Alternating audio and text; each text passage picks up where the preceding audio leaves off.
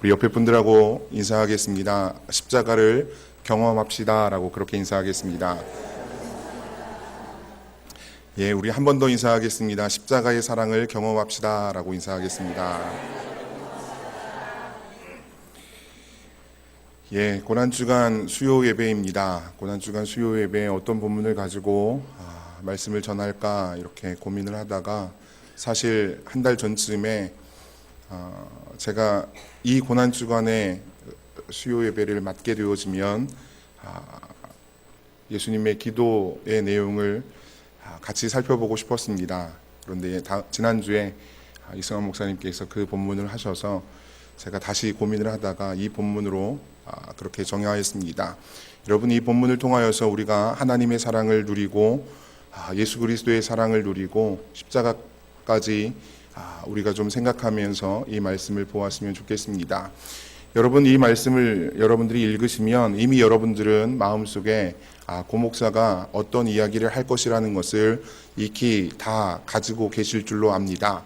그렇지만 오늘 이 밤에는 여러분들이 그것들을 다 내려놓으시고 우리 성경이 우리에게 무엇이라 말씀하는지를 좀 따라가 보면서 우리가 이 말씀을 나누었으면 좋겠습니다.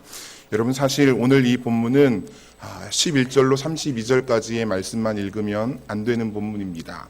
사실 오늘 우리가 읽은 이 본문은 누가복음 15장 전체 1절로부터 32절까지의 말씀을 다 읽어야 우리가 이 본문을 제대로 이해할 수 있다고 저는 생각합니다. 여러분, 처음에 나오는 비유가 있습니다. 오늘 본문에는 세 가지 비유가 나오는데 총 세 가지 비유 가운데 첫 번째는 잃은 양의 비유입니다. 여러분, 오늘 본문 3절 이후로 보면 4절부터 7절에 이르기까지 잃은 양에 대한 그러한 비유가 나오고 있습니다. 여러분, 어떤 목자가 있었습니다. 100마리의 양을 가지고 있었습니다. 어떤 목자가 그 100마리의 양을 가지고 있었는데 어느 날 한 마리가 도망갔는지 어쨌는지는 모르겠지만 잃어버렸습니다. 그리고 한 마리 양을 찾아서 헤매이는 목자의 이야기, 그리고 그것을 찾았다라고 이야기하면서 즐거워서 기뻐서 잔치를 베풀었다라는 이야기입니다. 그리고 예수님께서 그 마지막 이야기에 이렇게 이야기합니다. 7절입니다. 내가 너희에게 이르노니 이와 같이 죄인 한 사람이 회개하면 하늘에서는 회개할 것 없는 의인 99으로 말미암아 기뻐하는 것이 것보다 더하리라 라고 그렇게 이야기해주고 있는 말씀입니다. 여러분, 그리고 그 다음 비유의 말씀은 이러한 말씀입니다. 한 여인이 동전 10개가 있었는데 그 가운데 한 개를 잃어버렸더니 그 한 개를 찾아 헤매는 여인의 모습을 그리고 있고, 그 여인의 동전 찾은 것을 인하여서 기뻐하고 그 동전 찾은 것을 인하여서 친구들을 불러서 같이 잔치하였다라고 이야기하는 그러한 이야기입니다. 그러한 이야기 가운데서 또 마지막에 나오는 10절 말씀에 죄인 한 사람이 회개하면 하나님의 사자들 앞에 기쁨이 되느니라 라고 이렇게 이야기하고 있는 그러한 말씀입니다. 여러분, 이 이야기 이후에 이제 오늘 본문의 이야기가 등장을 하고 있는데요. 우리가 오늘 본문의 이야기를 살펴보기 전에 제가 읽지 않은 본문이 있습니다. 1절로 3절까지의 말씀인데요. 1절로 3절까지의 말씀을 여러분들이 제대로 이해하시면 오늘 하나님께서 과연 이 누가복음 15장 11절로 32절의 말씀을 통하여서 어떤 이야기를 할지에 대하여서 여러분들이 이해할 수 있을 줄로 믿습니다. 우리 다 같이 한번 1절로 3절까지의 말씀을 천천히 합독하겠습니다. 시작. 모든 세리와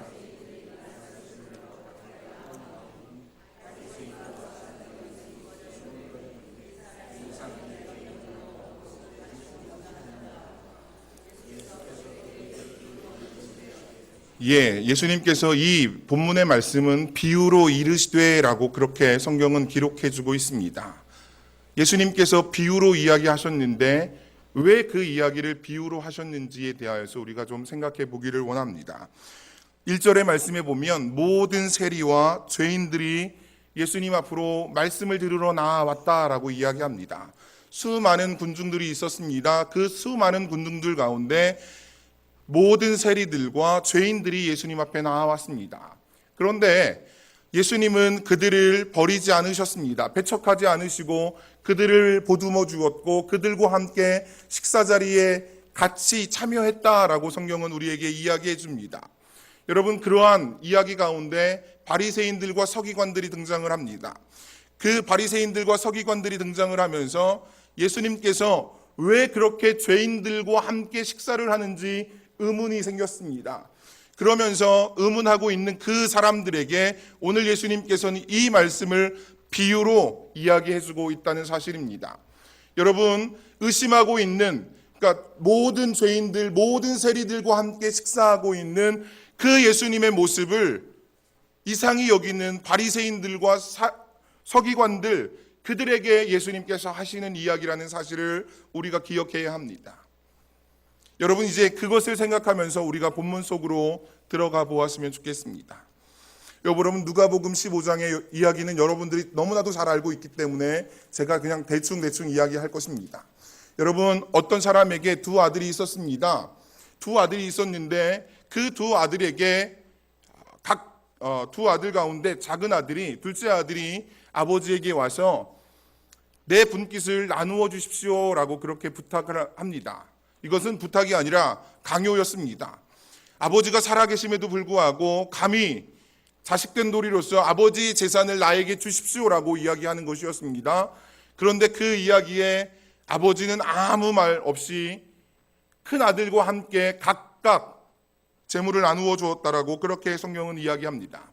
12절의 말씀을 보시면 그 둘째가 아버지에게 말하되 아버지여 재산 중에서 내게 돌아올 분깃을 내게 주소서 하는지라 아버지가 그 살림을 각각 나누어 주었다라고 이야기합니다. 여러분, 우리가 여기서 중요하게 보셔야 되는 것은 아버지가 작은 아들에게만 재물을 준 것이 아니었다는 사실입니다. 아버지가 각각 나누어 주었다는 것입니다. 두 아들에게 똑같이 주었습니다. 그런데 이제 13절의 말씀을 보면 이렇게 이야기합니다. 그 후 며칠이 안 되어서 둘째 아들이 그 돈을 가지고 집을 떠났습니다.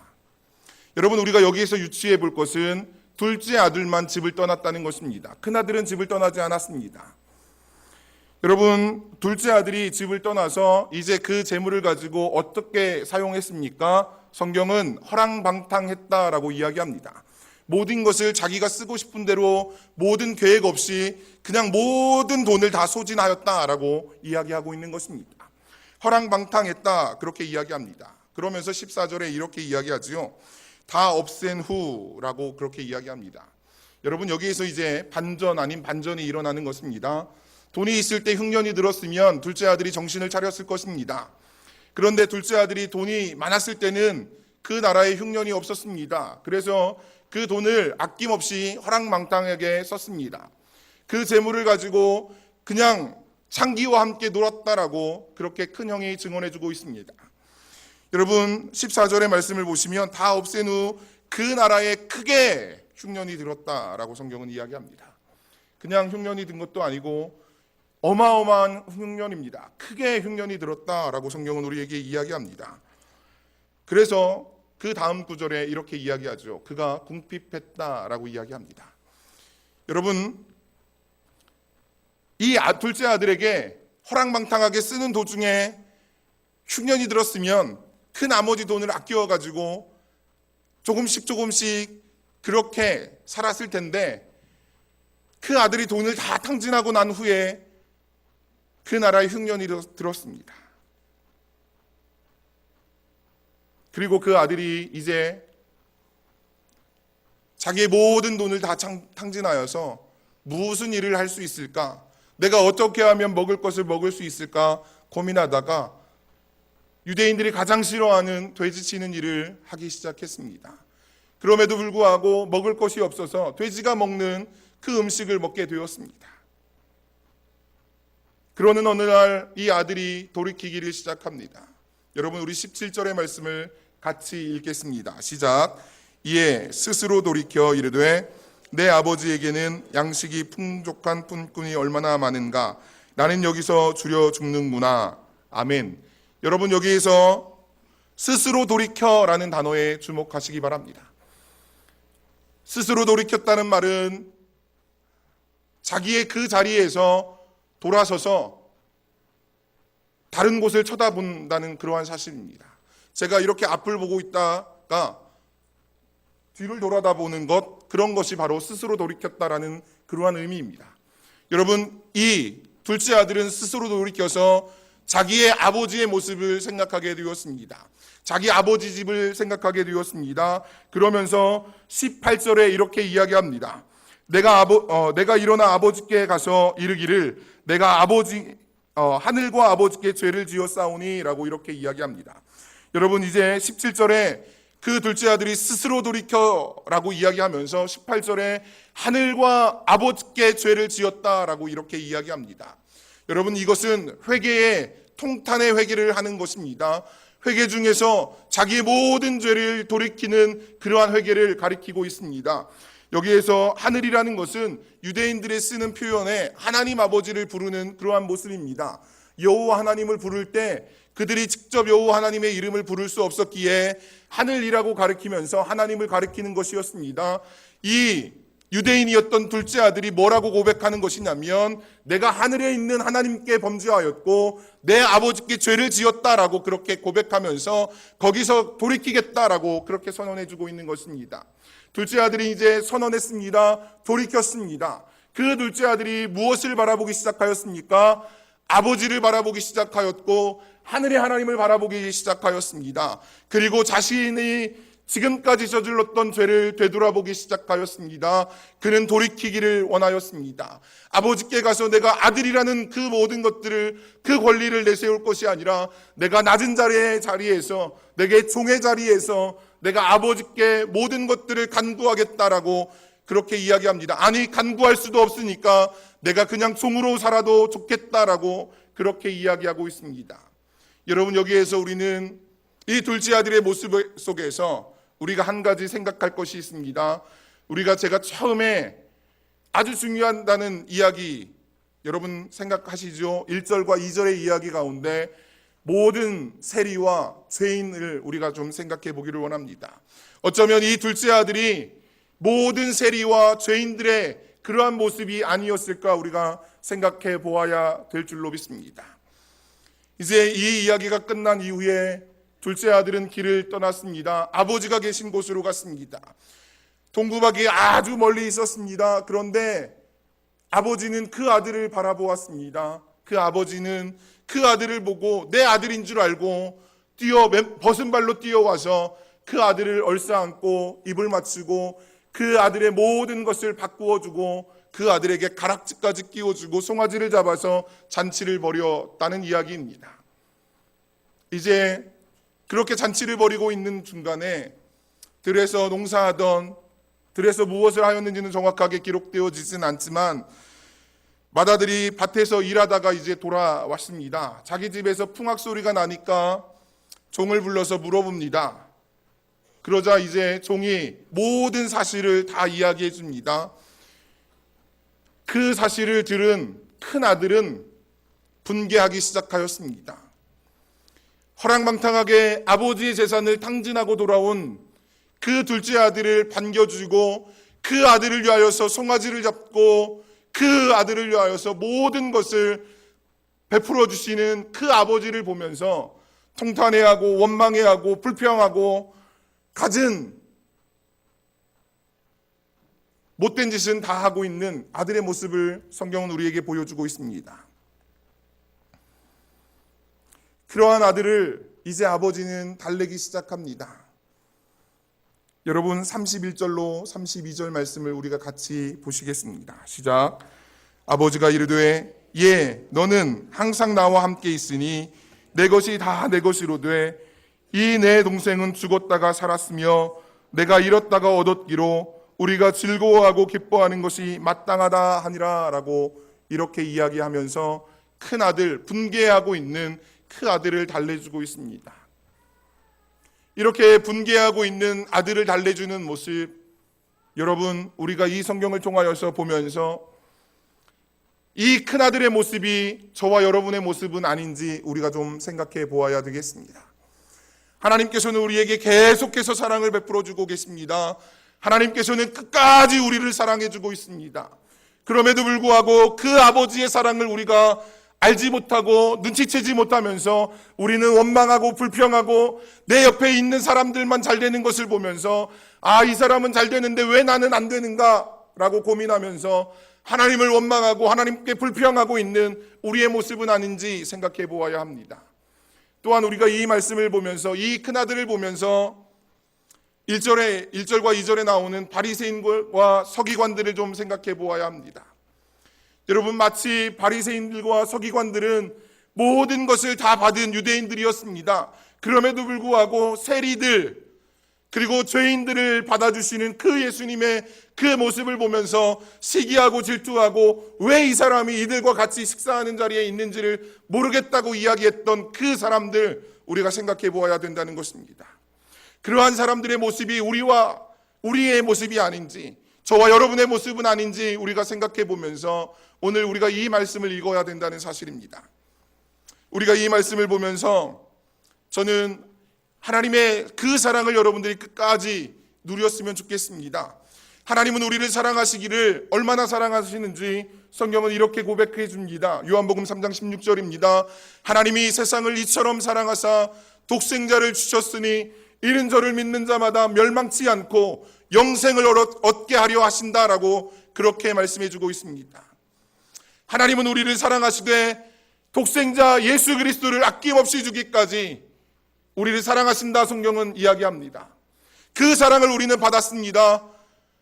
그 사랑을 받았음에도 불구하고 우리가 예수님 앞에, 하나님 앞에 원망하고 불평하는 모습을 가지고 있지는 않은지, 내 옆에 있는 성도들이 잘 되고 내 옆에 있는 이웃의 사람들이 잘 되는 것을 보면서 왜 하나님 나는 이렇게 안 됩니까? 내가 늘 하나님을 위하여서 모든 것을 다 하고 있는데 나는 왜 안 됩니까? 라고 불평하고 있었던 우리들의 모습은 없는지 오늘 이 밤에 우리가 좀 생각했으면 좋겠습니다. 여러분이 이 고난주간을 보내면서 그 하나님의 사랑을 다시 한번 생각하시면서 십자가에서 아들을 죽이기까지 우리를 사랑하여 주셨던 그 하나님의 사랑, 십자가에서 그 아들을 아낌없이 내어주기까지 우리를 사랑하여 주셨던 그 하나님의 사랑, 여러분, 예수님은 십자가를 피하고 싶은 마음이 조금이라도 있었는지 없었는지 정확하게는 알 수 없지만 겟세마네 동산에서 이렇게 기도하지 않습니까? 아버지여, 이 잔을 내게서 옮겨주옵소서. 그러나 나의 원대로 마옵시고 아버지의 뜻대로 되기를 원하나이다라고 그렇게 기도했지 않습니까?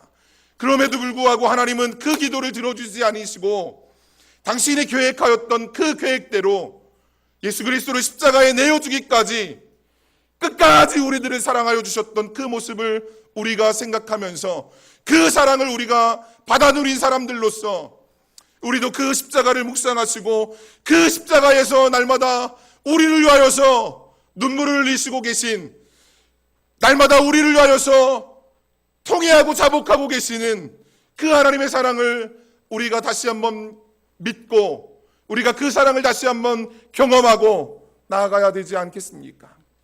사랑하는 여러분, 이 남은 고난주간 이 시간에 여러분들이 계속해서 새벽 예배를 통하여서 십자가를 묵상하시고 계신데 그 십자가를 묵상하시면서 그 십자가에 아들 예수 그리스도를 내어주기까지 우리를 변함없이 사랑하여 주신 그 하나님의 사랑을 여러분들이 믿으시고 그 하나님의 사랑을 여러분들이 받으시고 그 사랑 때문에 내가 끝까지 아버지 하나님만을 바라보며 내가 그 하나님의 그 사랑을 온전히 간직하며 나아가겠습니다라고 그렇게 기도하시면서 이 사순절 마지막 주 기간에 여러분들이 주님 앞에 나아갈 수 있는 우리가 되었으면 좋겠습니다. 우리가 원망하는 자리에, 불평하는 자리에 있는 것이 아니라 감사 감격하는 자리에 있어서 하나님 그 사랑 내가 다시 한번 주신 것 감사하고 그 하나님의 사랑 내가 늘 정말로 주님 앞에 돌려드리기를 기도하며 주님 앞에 나아가겠습니다.